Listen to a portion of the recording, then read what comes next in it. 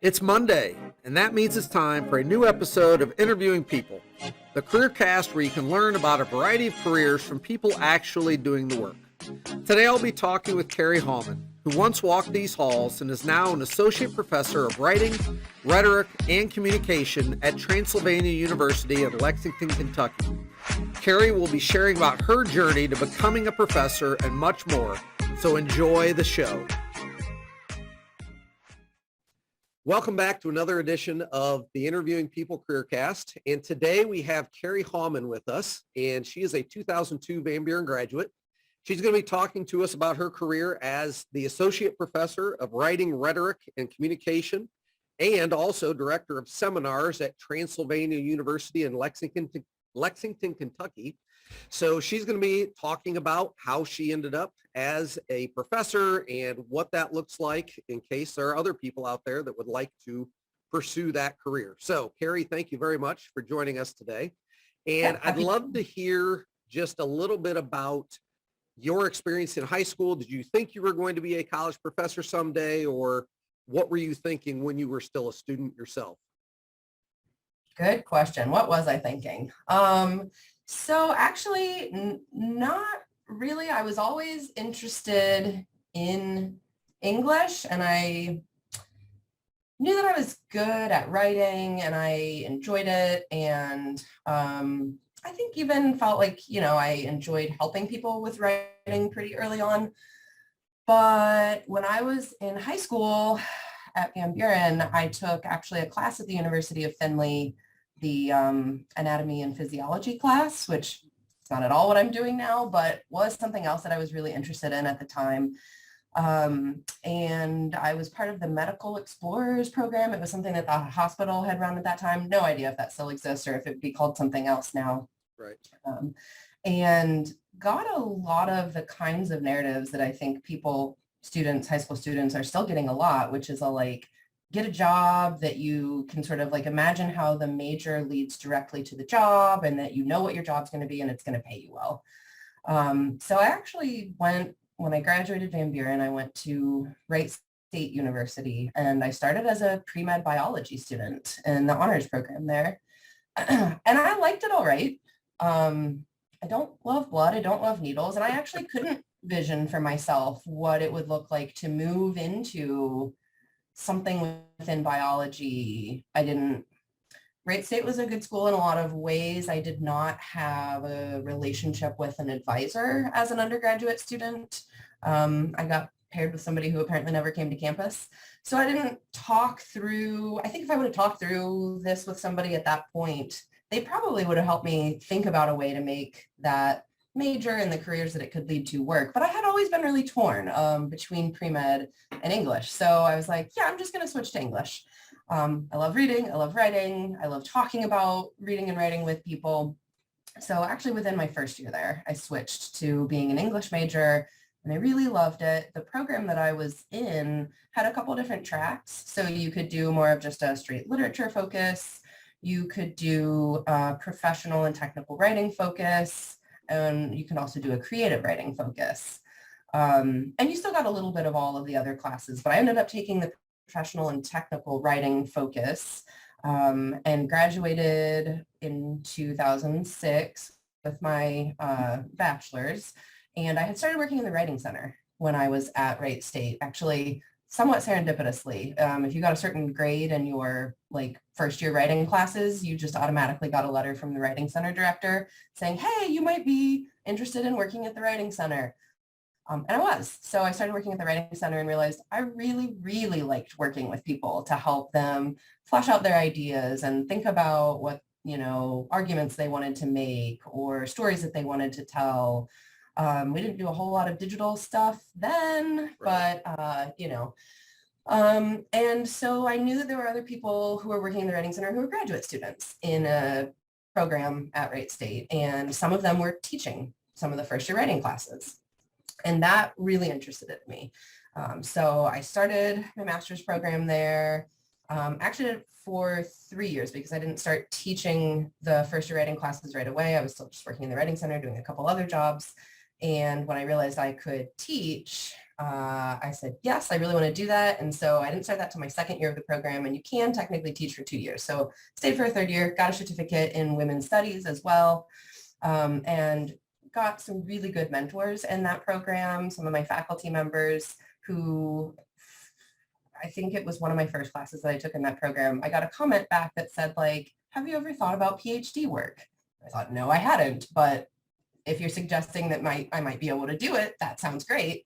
So I started talking with that faculty member a lot. He helped me look at different programs that might be a good fit for me for the things that I was interested in, because I started getting really interested in digital technologies and literacies.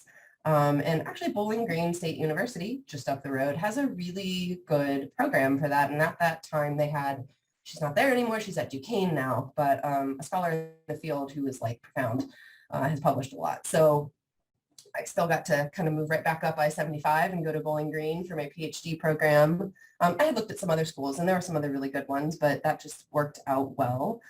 So I got my PhD from there, and that was also, all of that was housed within English departments, all of my bachelor's, my master's, and my PhD, but with some different tracks. So like I said, my undergrad was sort of focused on professional and technical writing.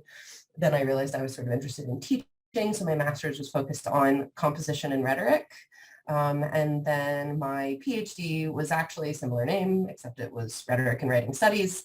And all through my master's and my PhD coursework, I was also teaching primarily first year writing courses, and then eventually an advanced writing course. And I loved it. I knew that was what I wanted to do. I knew that I wanted to end up somewhere where I got to do some research and some teaching. And so I'm now at Transylvania University, which is a liberal arts school. So there is that very heavy focus on teaching and forming relationships with students, having close relationships with them, you know, small classes, and we are the ones that do the advising. So I know all of my students really well. And that's how I got from there to here. But I didn't, it really wasn't until the end of my undergraduate experience where I knew that I liked the Writing Center, and I saw other people that were doing, you know, the graduate teaching where they got to teach some first year writing, that I thought, let me try that. It was not one of these cases where, like, I know some folks who will tell me, like, I knew from age 10 or whatever, I wanted to teach college. And it took me a little bit longer to feel like really secure that that was what I wanted to do. And I'm really glad that I did it. Good, good. Yeah, and I think that's interesting and good for students to hear that not everyone has it figured out when they leave high school, and probably most don't have it figured out when they leave high school. So, Yeah, well, I was just going to say real quick, like, I think because I work so much with students in that transition from high school to college, I know the kinds of messaging that they're getting from parents, from the media, from all kinds of places. Just like, you should know what you're doing, you should go in and you should get on that track day one and go all the way through. And that does work for some people. It does happen that way, but it doesn't happen that way for a lot of people as well. right. Now, if I did my math correctly, it looks like you spent about 11 years in college to earn your undergraduate, your master's, and then your PhD. Yes. Did that ever feel overwhelming, or were there ever times where you questioned that, or did you just, you were into it and loved it and it was worth it? I'll admit, I have always been a person that enjoys school.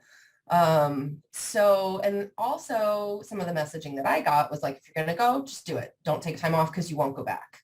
And I don't actually think that's necessarily the case. I know many people who did take some time off, whether it was a gap year between high school and college or after undergrad or whatever, who did end up going back into whatever, you know, educational path they were on.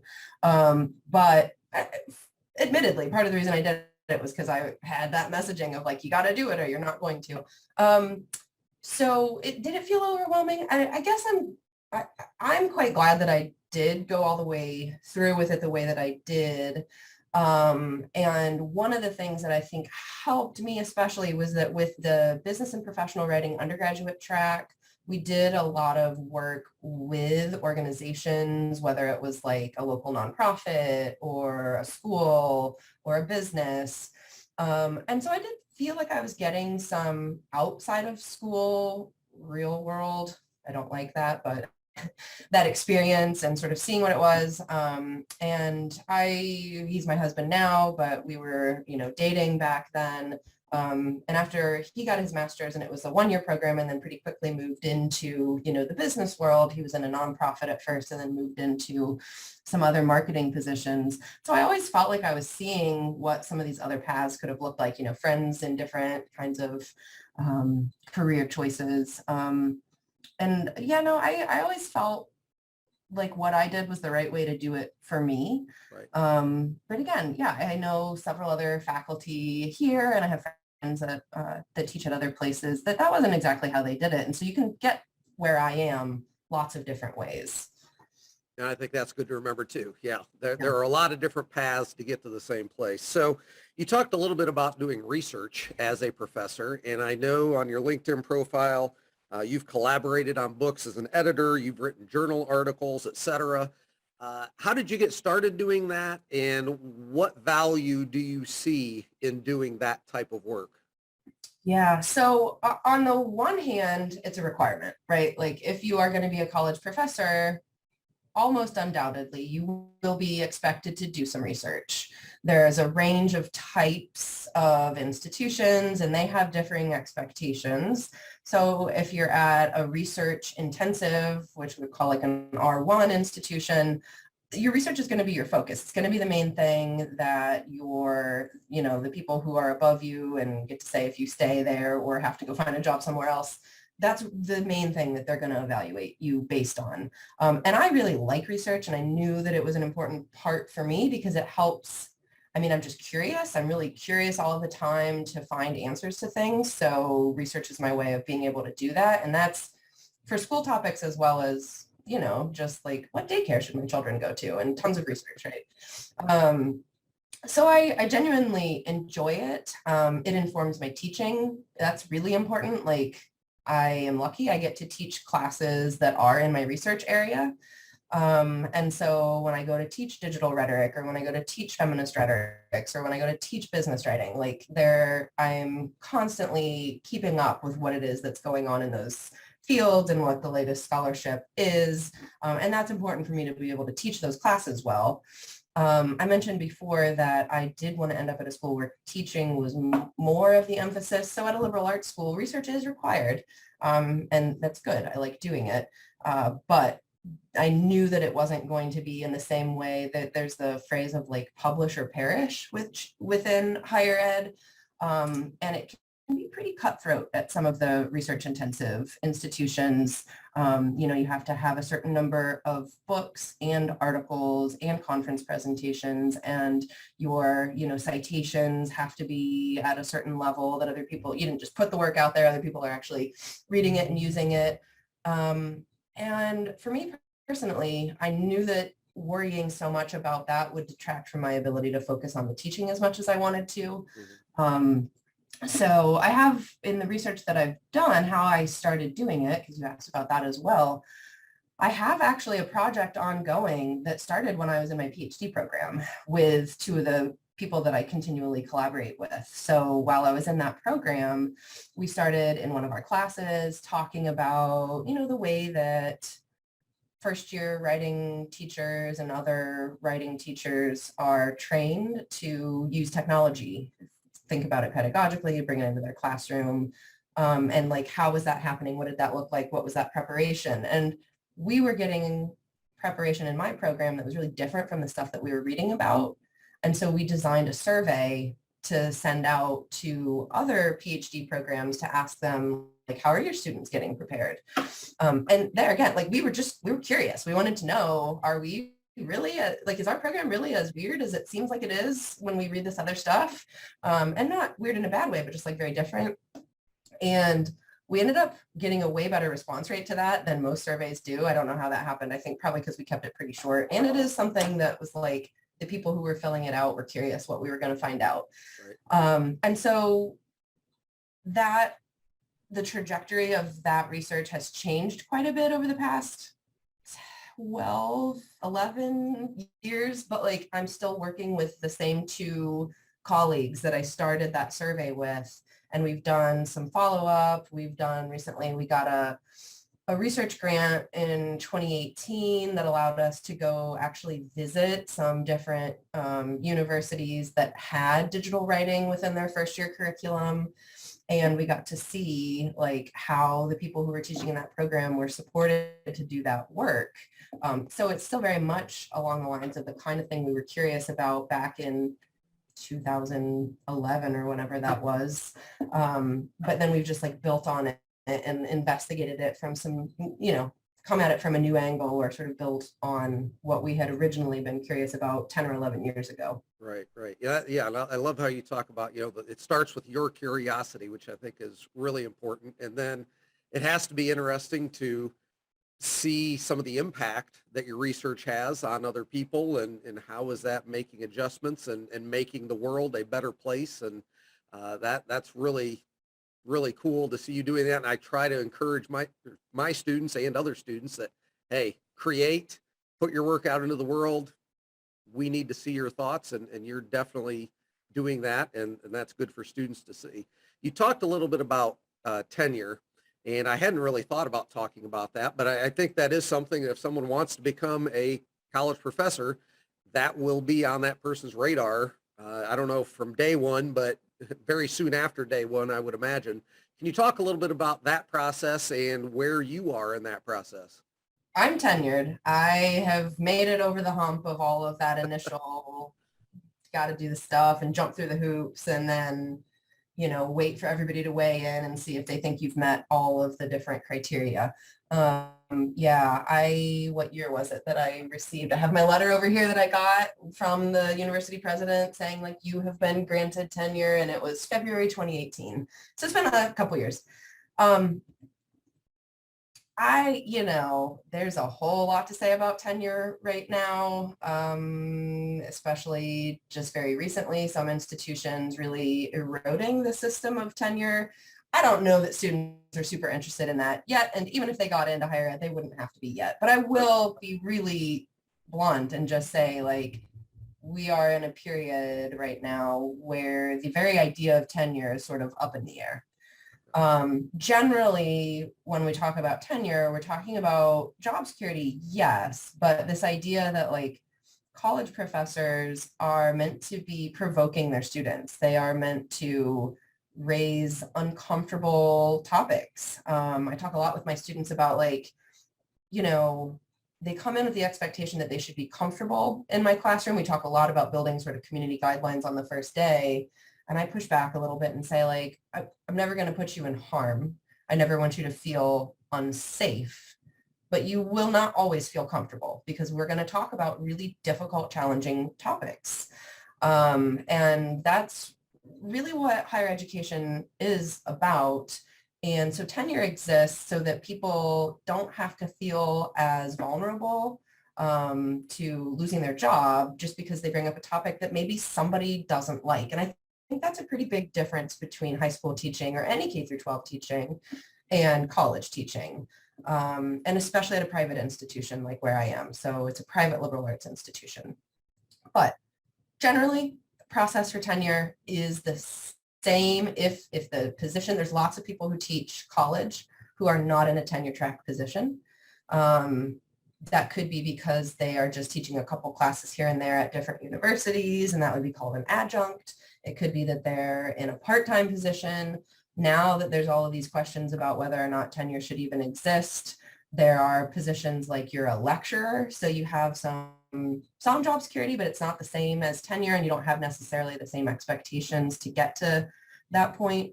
But so generally, if somebody is in a tenure track position, if they're thinking about wanting to be tenured, there are going to be 3 categories that they are evaluated on, and it will differ how important each category is and what the expectations within those categories are at each institution. But it's teaching, research, and service. And so anybody going into a tenure track position will be looking at each institution that they're applying to see if they're going into a tenure track job, what are the expectations here? And they should be very clearly laid out within the faculty handbook or somewhere else, the bylaws. And some of them, it's even as specific as like 20% of your evaluation will come from teaching, 50% of your evaluation will come from research and 30% will come from, I mean, that is probably not, service is usually not higher than teaching or research. That's Right. pretty much always the sort of like third bottom thing that you're doing. And that includes things like being on campus committees and here doing advising work. That's not always part of the load somewhere else. Maybe interacting with like board members, kinds of like ad hoc groups that have to pop up here and there.